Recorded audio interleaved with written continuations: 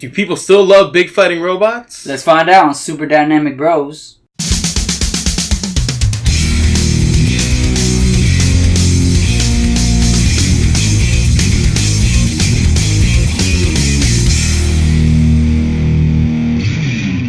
Gonna be a long day. What do we do? Y'all remember me? We fight! Those on top of me.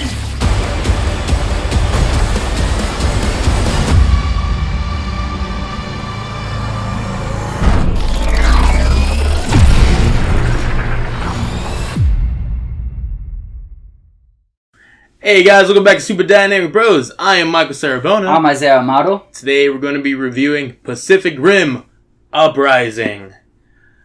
Yay! Hey, it's the sequel that we never asked for. It's a sequel that we didn't think that was going to come because, well, the first one wasn't that financially, well received. And it kind of ended the story too. It's not like... Yeah, it was pretty much like the war is over. But not in Pacific Rim Uprising. So this stars John Boyega, Finn from Star Wars, and he plays the son of Idris Elba's character in the first one.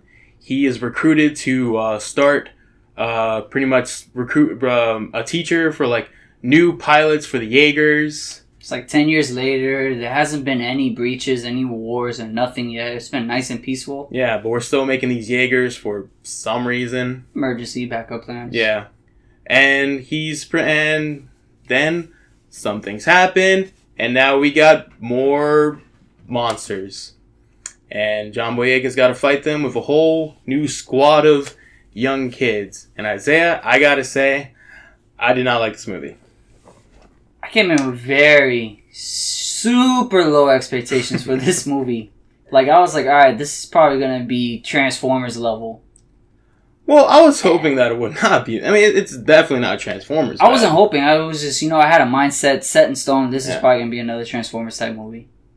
It was a little better. This is definitely a step above the last couple of Transformers. It's watchable, but nowhere near anywhere close to the original first one. Yeah, it's just, you can definitely tell the difference between what two different directors really bring to the table when it comes to this type of genre, Mm-hmm. When Guillermo del Toro did the first one, there was a lot of fun that you kind of felt throughout it. And with the intensity. Mm-hmm. This one, I just didn't care. I just didn't care what was going on. I really didn't like most of the performances, aside from John Boyega. He really kind of showed Actually, I think he held up the movie a lot. He was the only one who did. Everybody else, Scott Eastwood, I just don't like. Scott, he's bland. I think everybody puts him at a high stepping point. Alright, your father was this, I want you to be like that. If he wasn't a Eastwood, I don't think anybody would really care for him.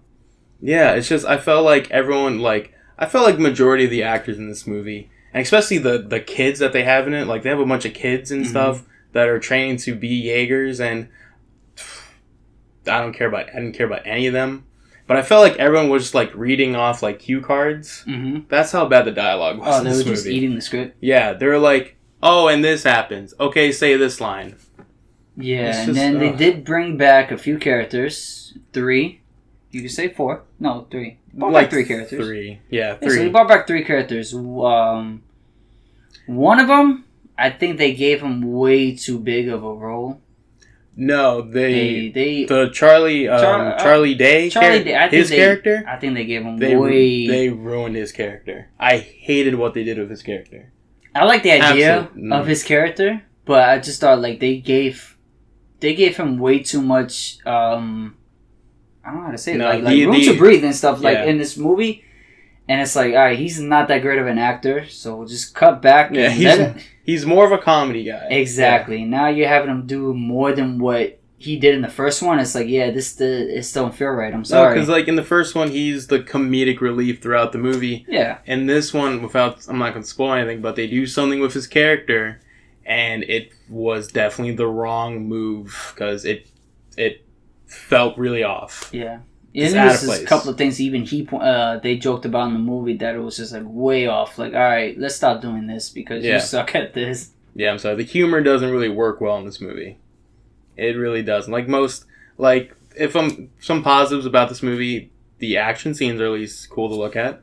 No, yeah, visually, like, it looked better than the trailer. I don't know why the trailer just made it look not pleasing. I was like, wow, the first movie looked better than this movie. Yeah, the first movie 10 times better. Looks so much better. I don't know how, because, you think of, like, today's technology. It will look better than something that came out, like, 5 years ago. I was going to say, like, 5 years ago, this movie should have been 10 times better looking now. Yeah. But it was okay. Like, graphically-wise, I wasn't complaining about it. But like you said, story was not... Yeah. And some somebody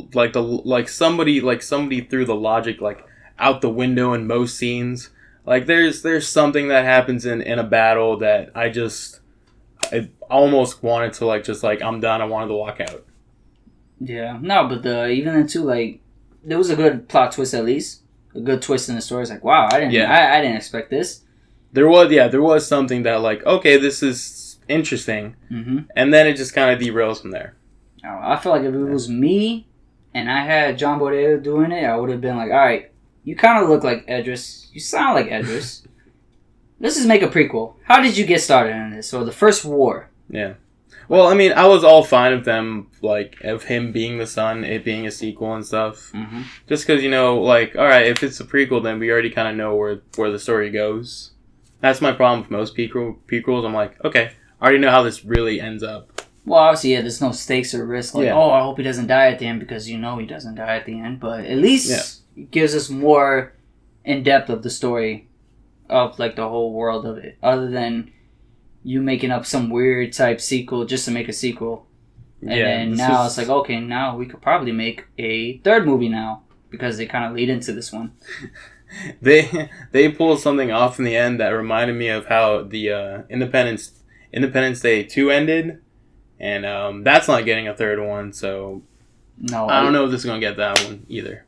I don't know. Who knows? I mean, this movie the first one didn't make as much, but China really loved big fighting robots. Yeah. Internationally, this movie's probably going to crush. So unless China decides, you know what, I'm not feeling this one no more. We got our own movies now, so...